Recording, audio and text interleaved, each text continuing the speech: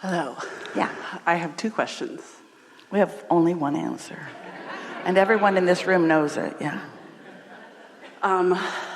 Why do I resist getting into alignment so much? Well, first of all, it's not as much as you think. But the reason is because what you're observing isn't all in alignment with what you now desire. So why do I continue to observe those things that I know are not in alignment with me? Well, the reason you do that is because law of attraction is responding to the vibrational habit that you've got going on. When you think a thought, you emanate a vibration, and law of attraction lines you up with that. So a thought that you continue to think, a habit of thought, which is what a belief is, or an expectation, those are happening because, hear this, this is a very good context for one of the most important things that we will ever talk to you about. The path of least resistance. The path of least resistance. The path of least resistance is the river that the law of attraction runs on.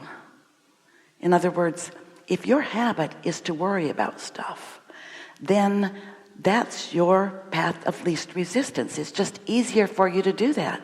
If you were little and someone was really negative around you, and they just pointed out this and that and this and that, and they were really observant of what's happening in the now, and they were weighing the pros and the cons and the pluses and the minuses, and let's say they were very opinionated and often pushing against something. Well, as you observe that in your very early age, it becomes a pattern for you too. And so the law of attraction is responding to the pattern that, yes, you picked up from someone else. So it seems like a good case for divorcing parents.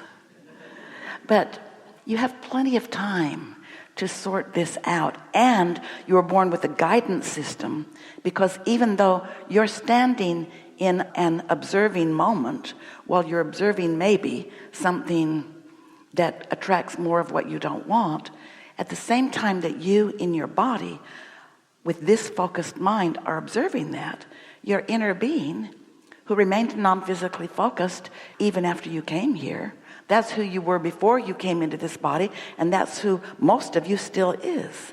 So your inner being has an opinion about this moment, and you have an opinion about this moment, and your emotions let you know how well those opinions are merging or not so much. If you feel exhilarated, it's a good match. If you feel eager, it's a good match. Love, it's a good match. If you're worried, you're not matching well at all. If you're afraid, you're not matching well at all. So why do I do this so much, you want to know? Because you, like most people, give yourself a break, have learned to calibrate, to mimic, to replicate, to copy, to be like what you're observing, especially those people who are dominant around you. If your dominant mother has a strong opinion about something, you learn pretty quick it's not a good idea to disagree with her. She's bigger. She has withholding power. She can withhold the car keys.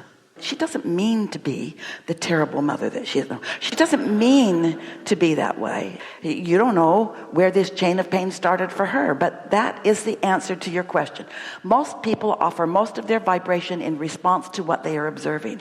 So the remedy for that is you have to care more about how you feel than anything in order to break the habit of negative observing, of not liking yourself or not liking others. The only vibration that your inner being has is love, and every emotion that you feel is some degree of that, all the way down to pinching yourself off into fear.